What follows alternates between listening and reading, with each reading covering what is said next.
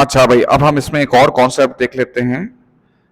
PEA, इसको कहते हैं पार्ट एक्सचेंज अलाउंस।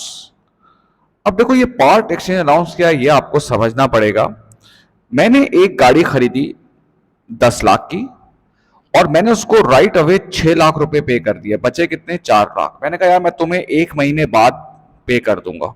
उसने कहा ठीक है। वो 1 महीने बाद आया और उससे पैसे मांगे, 4 लाख रुपए मेरे पास नहीं थे, वो चला गया। फिर वो दूसरे महीने आया, मैंने कहा यार पैसा बड़ा टाइट है यार, बहुत शॉर्ट है यार, नहीं है मेरे पास। ठीक है। फिर जब वो तीसरी दफा आया तो मैंने कहा नहीं है यार, लेकिन एक काम कर, मेरे पास एक पुरानी गाड़ी खड़ी हुई है, वो 4 लाख की है ना, पुरानी गाड़ी है, 4 लाख की, तो वो ले जा। अगर तो वो ये एक्सेप्ट कर लेता है तो इसको हम कहते हैं पार्ट एक्सचेंज अलाउंस, कि हम नई चीज, नई गाड़ी खरीद रहे हैं, नया एसेट खरीद रहे हैं, और पुराने वाले को उससे एक्सचेंज कर रहे हैं। इस ट्रांजैक्शन को कहा जाता है बेटा पार्ट एक्सचेंज अलाउंस। नॉर्मली आप देखें जितनी भी एसी और ये सब कंपनी होती है ना, इसमें वो खुद ही आपसे बोलती है कि ठीक है, अगर आप इसको यूज करने के बाद हमें दे दें, हम इसको खरीद लेंगे। पुराना आप हमसे नया एसी लेके जाए और पुराना एसी हमें दे दें, हम उसकी अमाउंट को एडजस्ट कर लेते हैं। इसको हम कहते हैं पार्ट एक्सचेंज अलाउंस। अब इसको कॉन्सेप्ट में देखेंगे, समझे। मशीन की कॉस्ट है मेरे पास 1 लाख, और हमने पे किया है 40,000। एनदर मशीन, एक और मशीन जिसकी कॉस्ट है 25,000, उसका प्रोविजन फॉर डेप्रिसिएशन है 10,000, used in part exchange allowance, ये वो कहता है। अब मैं हमेशा अपने बच्चों को कहता हूं, और ये मैं आपसे भी कह रहा हूं बेटा, चाहे जिंदगी में जब भी पार्ट एक्सचेंज अलाउंस का वर्ड आते ना, तुम पहले एंट्री बना लेना, पहले एंट्री बना लेना। इसके बाद तुम्हें इंशाल्लाह कभी कंफ्यूजन नहीं होगी। देखो, मशीन आपने कितनी खरीदी है, मशीन मेरे पास आई कितने की, 1 लाख, करेक्ट। आपने पे कितना किया है, 40,000, पैसा मेरे पास से चला गया 40,000। तो ये जो बचा है ना, ये कहलाता है पार्ट एक्सचेंज अलाउंस 60,000। इसका मतलब क्या है, जो पुरानी मशीनरी मैंने एक्सचेंज की है उसकी वर्थ है 60,000। इसका मतलब ये है, यानी कि 60,000 मैंने कैश नहीं दिया, 60,000 वर्थ की मशीनरी पुरानी मैंने इनको दे दी, ये कहलाता है पार्ट एक्सचेंज अलाउंस। अब वो हमेशा इसमें कहेगा कि पार्ट एक्सचेंज अलाउंस का जरा डिस्पोजल गेन और लॉस निकाल के दिखाओ। अभी हम पहले कर चुके हैं। कॉस्ट हमेशा यहां आएगा, डेप्रिसिएशन हमेशा यहां आएगा। अब यहां पे कैश नहीं आएगा, कैश की जगह आएगा पार्ट एक्सचेंज अलाउंस। अब देखो भाई, एसेट की कॉस्ट कितनी थी, एसेट की कॉस्ट थी 1 लाख, सॉरी, जो एसेट एक्सचेंज किया उसकी कॉस्ट थी 25,000, जो डिस्पोज हो रहा है उसी का तो गेन और लॉस निकलेगा ना मेरे भाई। उसका डेप्रिसिएशन कितना है, 10,000, और उसका पार्ट एक्सचेंज अलाउंस कितना है, 60,000। डिफरेंस किधर आ रहा है, इधर आ रहा है। तो बेटा ये आपका क्या हो जाएगा, गेन। कितना गेन हो जाएगा भाई, 70 माइनस 25, ये आपके पास आ गया गेन 45,000 का। अब देखो, इसको एक और तरीके से कर लेते हैं। एसेट की कॉस्ट कितनी है, फॉर एग्जाम्पल मशीन है हमारे पास 50,000 की, कैश पे हमने किया है 30,000 का, बकिया 20,000 का एक और मशीनरी है जिसकी कॉस्ट है 15,000, उसका प्रोविजन फॉर डेप्रिसिएशन है 12,000। अब सबसे पहले एंट्री बनाएंगे, मशीन कितने की खरीदी है, सर मशीन आपने खरीदी है 50,000 की, पैसे कितने गए, 30,000, तो पार्ट एक्सचेंज अलाउंस कितना हुआ, 20,000। अब फिर से गेन और लॉस निकालेंगे आप, ये रहा डिस्पोजल। मशीन की कॉस्ट कितनी थी जो एक्सचेंज हुई है, 15,000, उसका डेप्रिसिएशन कितना था, 12,000, पार्ट एक्सचेंज अलाउंस कितना है, 20,000। इसका मतलब क्या हुआ भाई, इसका मतलब फिर से डेबिट साइड पे डिफरेंस आ रहा है, जो कि आपका क्या आ रहा है बेटा, गेन आ रहा है 12 माइनस 15, 17,000 का ये आपके पास गेन आ रहा है। तो ये एक छोटा सा कॉन्सेप्ट है पार्ट एक्सचेंज अलाउंस। अच्छा, अब हम देखते हैं बेटा, अब अक्सर पता है क्या होता है, वो हमसे कॉस्ट ऑफ मशीन पूछ लेता है। देखो, अब इसका सवाल मैं आपको बताता हूं कैसे। मशीन समझें 1 लाख की है, डेप्रिसिएशन है 20% ऑन कॉस्ट। अब उसने बोला कि तू 2 साल बाद की आप मुझे नेट बुक वैल्यू बताएं। आप समझ जाए, पहले सवाल ये है, तब आपको समझ में आएगा मैं क्या बताना चाह रहा हूं। आप कहेंगे बड़ा सिंपल है भाई, ये क्यों कर, कॉस्ट कितनी है 1 लाख, डेप्रिसिएशन कितना होगा, कितने साल, 2 साल बाद, तो जरा इस पे 2 साल का इंटू 20% इंटू 2 ईयर कितना आ रहा है भाई, ये 40,000 आ रहा है। नेट बुक वैल्यू कितनी आ रही है, 60,000 आ रही है, करेक्ट। अब बेटा होता क्या है, कॉन्सेप्ट वाइज देखना आप, होता यह है कि कभी वो आपको नेट बुक वैल्यू देगा, ये देगा, और आपसे पूछेगा कॉस्ट निकालो। ये देखिए पास पेपर में 3 से 4 दफा ये हुआ है, और एमसीक्यूज में तो काफी होता है। अब होता क्या है, आपने देखा ये 60,000 नेट बुक वैल्यू है, ये कितने परसेंट है, देखो बेटा अगर आप 40% यूज कर चुके हो, 1 साल का कितना यूज किया है 20%, तो 2 सालों का कितना यूज किया होगा 40%, तो आप देखो 40% यूज कर चुके हो, तो ये जो 60% है ये रिप्रेजेंट कितना कर रहा है 60%, तो आप इसको डिवाइड कर दोगे 60% से, आप देखो डिवाइड करके भी देख लो, तो ये आपके पास आ गई 1 लाख, ये आ गई आपके पास कॉस्ट ऑफ मशीनरी। क्योंकि कुछ सिचुएशन में वो क्या करता है, वो ये करता है कि आपको नेटबुक वैल्यू देगा और आपसे बोलेगा कॉस्ट निकालो। अब देखो यहां पर क्या था, 2 साल हम यूज कर चुके थे, 1 साल है 20%, 2 साल है 40%, तो इसका मतलब है नेटबुक वैल्यू रिप्रेजेंट कर रही है 60%। ये जो अमाउंट है ना, ये रिप्रेजेंट कर रही है 60%। जब उसको डिवाइड करेंगे हम 60% से, तो आपके पास आ जाएगा 1 लाख। अब जरा इसको थोड़ा सा ना एक अलग तरीके से इसी चीज को हम जरा इलेबोरेट करके देखते हैं, डिफरेंट चीज में करते हैं। इमेजिन करें उसने आपको गेन ऑन डिस्पोजल दिया है 8,000 और सेल दी है 30,000, डेप्रिसिएशन दिया है 20%, और ये बोला है कि ये 2 साल यूज हो चुका है, ये इसने सवाल में बता दिया 2 साल यूज हो चुका है, आपको निकालनी है कॉस्ट, ये सवाल है एसएलएम से है। क्या कहा मैंने, सवाल में आपको दिया हुआ है गेन, सेल और डेप्रिसिएशन दिया हुआ है 20% एसएलएम से, और ये बोला हुआ है 2 साल डेप्रिसिएशन चार्ज हो चुका है, इसकी कॉस्ट निकालो। अब मुझे एक बात बताएं, नेटबुक वैल्यू देख लो भाई, कॉस्ट होती है, कॉस्ट में से आप प्रोविजन फॉर डेप्रिसिएशन माइनस करते हो, तो आपके पास आती है नेटबुक वैल्यू, फिर आप सेल करते हो और फिर आता है आपके पास गेन और लॉस। अब देखो गेन कितना दिया हुआ है 8,000 का, सेल कितने की है 30,000 की है, इसका मतलब है नेटबुक वैल्यू होगी 22,000, करेक्ट। देखो 22,000 की चीज 30,000 में बेची होगी, तभी गेन आया होगा 8,000 का, तो मेरे पास नेटबुक वैल्यू तो आ गई 22,000।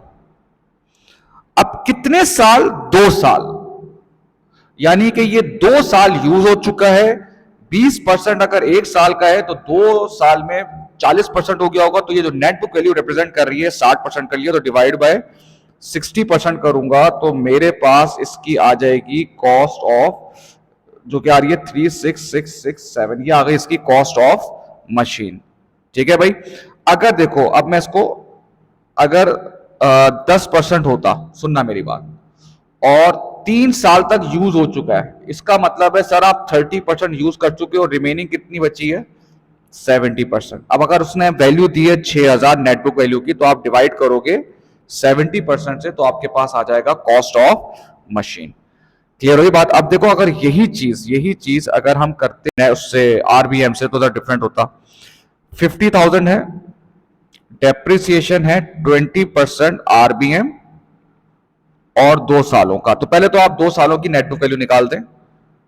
कॉस्ट कितनी है 50,000, पहले साल का डेप्रिसिएशन कितना है भाई 20%, 10,000, ये आ गई नेटबुक वैल्यू 40,000, फिर इसका 20% है 8,000, और ये नेटबुक वैल्यू आ गई 32,000, करेक्ट। अब अगर वो मुझे इस सवाल में नेटबुक वैल्यू बोले और बोले कॉस्ट निकालनी है, तो अब आप कैसे निकालोगे, देखो 32,000 को, अब अगर ये 20% आप यूज करते हो, तो ये 80% होगा किसी भी सिनेरियो में, ठीक है ना। ये रहा 32,000, जब आप इसको 80% से डिवाइड करोगे, तो उसके बाद पहली नेटबुक वैल्यू आ जाएगी, करेक्ट। और अगर आप दूसरी दफा 2 साल होगा, इसको 2 दफा डिवाइड करोगे, तो आपको 2 साल पुरानी नेटबुक वैल्यू आ जाएगी। अगर वो बोलता 3 साल, तो 3 दफा डिवाइड करते। देखो आपको अपनी बात देख लो, 32,000 डिवाइडेड बाय 0.80, ये आ गया 40,000, ये 1 साल पहले की डेफिनेशन आ गई, नेटबुक वैल्यू आ गई। अब 2 साल उसने कहा है, 2 साल लग चुका है, तो मैंने उसको फिर डिवाइड कर दिया 0.80 से, तो ये आपके पास आ गई 50,000 कॉस्ट। एसएलएम और आरबीएम में बस जरा समझ लेना डिफरेंस। अगर होता 40%, कोई भी चीज अगर होता ना, नेटबुक वैल्यू है 20,000, डेप्रिसिएशन है 40% और 3 साल के बाद की नेटबुक वैल्यू, तो आप क्या करते? 20,000, 40 है तो कितना लोगे? 60% 1 साल का, 60% 2 साल का, 60% 3 साल का। 20,000 0.60 डिवाइड बाय 0.60 डिवाइड बाय 0.60, तो ये आ रहा है 92592। ये इसकी कॉस्ट आ गई। ठीक है, ये हमने एक और कंटेंट कवर किया कि जब कॉस्ट कुछ चीजों में मिस होती है तो आप कैसे निकालोगे। अब हम इसको और आगे की तरफ लेके जाते हैं, टी अकाउंट की तरफ लेके जाते हैं। अब ये देख लो बेटा, ये है non current asset, correct. Non current asset का टी अकाउंट क्या होता है? एसेट जब बढ़ता है तो क्या होता है बेटा? डेबिट। और एसेट जब कम होता है तो क्या होता है? क्रेडिट। जो चीज जिस साइड पे बढ़ती है नॉर्मली उसका ओपनिंग बैलेंस वहां आता है और क्लोजिंग बैलेंस यहां पर आता है। Is that right? एसेट बेटा बढ़ेगा कब? ऑब्वियसली सी बात है सर, जब आप उसे बाय करेंगे। और ये कम कब होगा सर? जब आप उसे डिस्पोज करेंगे तो वो आपके पास से कम हो जाएगा। यानी कि जितना भी हम खरीदेंगे कैश, तो वो यहां पर आ जाएगा। कैश हो, क्रेडिट हो, पार्ट एक्सचेंज अलाउंस हो, जो भी हो, ट्रेड पेबल या जो पेबल हो, क्रेडिटर का नाम हो या पार्ट एक्सचेंज अलाउंस हो, वो यहां पर आ जाएगा। और जब आप बेचेंगे तो वो डिस्पोजल की कॉस्ट यहां पर आ जाएगी। इससे ज्यादा इसमें कोई चीज नहीं है, बस ये बात याद रखो, कोई भी और चीज नहीं है। नॉन करेंट एसेट जब बढ़ता है तो डेबिट होता है और जब कम होगा तो क्रेडिट होगा। ये बढ़ेगा कब? जब आप उसे बाय करेंगे, और ये कम कब होगा? जब आप उसे डिस्पोज करेंगे। दूसरा है provision for depreciation. Provision for depreciation हम पढ़ के आए हैं, कॉन्ट्रा एसेट है। ये जब बढ़ेगा तो क्या होगा? क्रेडिट होगा, और जब कम होगा तो क्या होगा? डेबिट होगा। जो चीज जिस साइड पे बढ़ती है उसका ओपनिंग और क्लोजिंग वही अगेंस्ट आएगा। ये बढ़ेगा कब? जब इसमें आप डेप्रिसिएशन डालोगे, इसमें आप डेप्रिसिएशन रिकॉर्ड करोगे तो ये बढ़ जाएगा। ये रहा डेप्रिसिएशन रिकॉर्ड करना। और ये कम कब होगा? जब आप एसेट को क्या करोगे? डिस्पोज करोगे, तो जो एसेट जा रहा है वो अपने साथ अपना प्रोविजन फॉर डेप्रिसिएशन लेके जाएगा। सिंपल इज दिस, एसेट रखा हुआ है, डेप्रिसिएशन चार्ज होगा, ये बढ़ जाएगा। एसेट को निकाला, उसका प्रोविजन फॉर डेप्रिसिएशन भी निकाला, तो वो कम हो जाएगा। Simple is this. और जो तीसरा अकाउंट है वो डिस्पोजल अकाउंट है, जो हम पहले भी करके आ चुके हैं, वो भी आपको याद होना चाहिए। एसेट की कॉस्ट यहां आएगी, डेप्रिसिएशन यहां पर आएगा। अगर कैश से बेचा है तो यहां पर आएगा, वरना पार्ट एक्सचेंज अलाउंस आएगा। अगर लॉस है तो इधर आएगा, और गेन है तो इधर आएगा। ये इसका एक बेसिक है जो कि हर सवाल में आपके पास आता है। अब इसको एक सवाल के साथ भी देख लेते हैं। ये सवाल मैं खुद आपके सामने बनाता हूं। ये मैं कॉपी भी कर सकता था कहीं से, लेकिन सवाल जब बन रहा होता है और जब आप देख रहे होते हैं ना, उसका एक अलग ही लेवल होता है। ठीक है, इसमें कोई भी आप कैलकुलेटर टच नहीं करोगे, सिर्फ इसका मकसद सिर्फ टी अकाउंट में चीजें रखना है। अब आप समझें कि मशीन में आपको बीडी दिया हुआ है, ओपनिंग बैलेंस दिए हुए हैं, बीडी सब दिए हुए हैं। ये दिया हुआ है 1 लाख। प्रोविजन फॉर डेप्रिसिएशन का दिया हुआ है आपके पास 60,000। वन मशीन परचेज, ये एक मशीन आपने परचेज की है 50,000 की। And other machine costing 30,000, provision for depreciation 20,000, sold for 8,000, and depreciation for the year is, आप कह सकते हैं 25,000। अब ये सवाल दिया हुआ है आपको। इस सवाल का पर्पस सिर्फ क्या है कि आपको चीजें उठा के टी अकाउंट में रखना आ जाए। अब आप देखें, जैसे कि ये रहा पहले मशीन का अकाउंट। ये मशीन का कॉस्ट का अकाउंट होता है। इसका मतलब है सिर्फ इसमें कॉस्ट रिकॉर्ड होगी, कॉस्ट के अलावा कोई और चीज रिकॉर्ड नहीं होगी।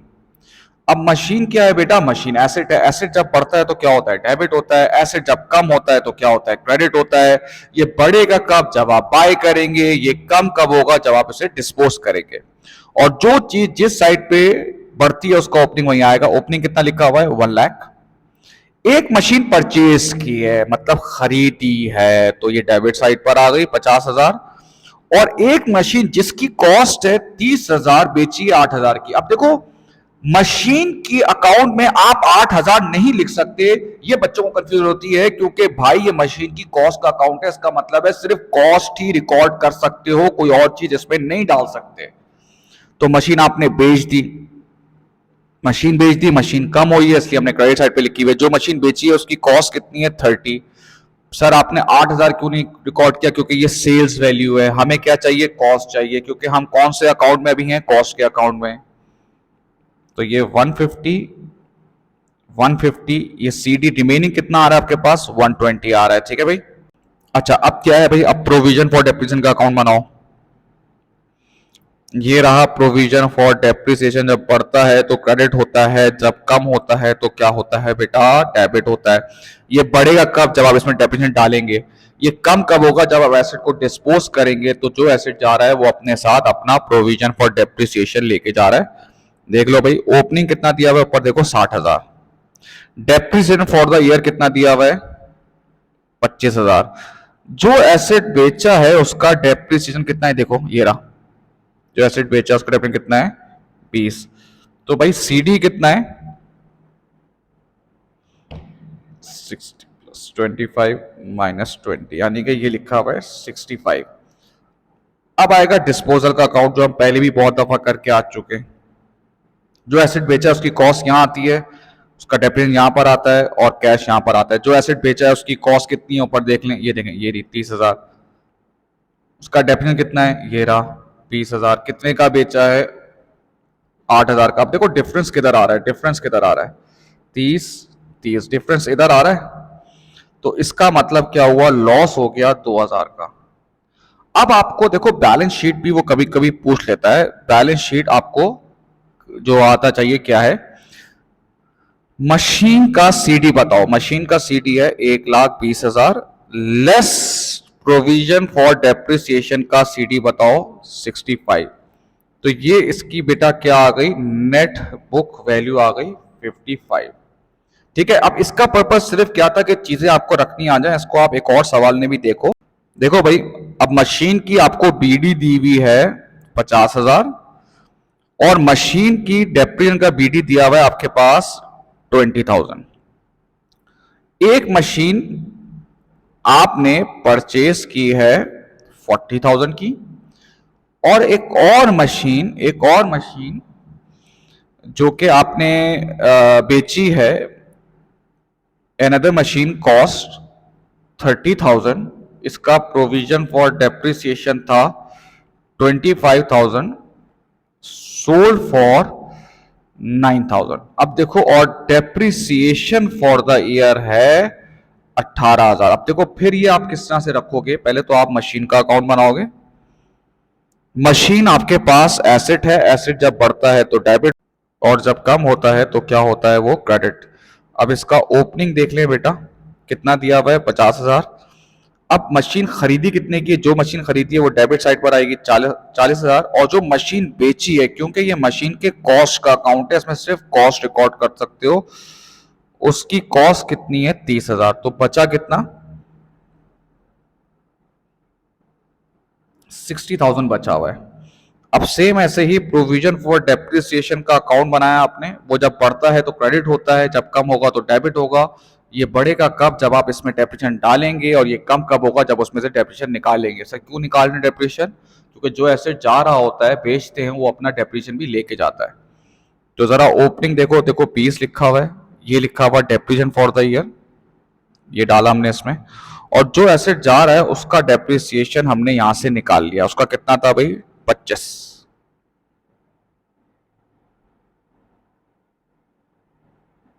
तो ये सीडी आपके पास आ रहा है 13। अब बिल्कुल वैसे ही भाई डिस्पोजल का अकाउंट बनेगा। डिस्पोजल का जो कॉस्ट है वो कितनी है भाई? कॉस्ट कितनी है? जो बेचा है उसकी कॉस्ट कितनी है? 30,000। उसका डेप्रिसिएशन देखो ऊपर कितना था? 25,000। बेचा कितने का है? 9,000। अब देखो डिफरेंस इधर आ रहा है, डिफरेंस इधर आ रहा है, सीडी जो है वो इधर आ रहा है एक तरह से। तो गेन आपका हो गया 4,000 का। ठीक है भाई।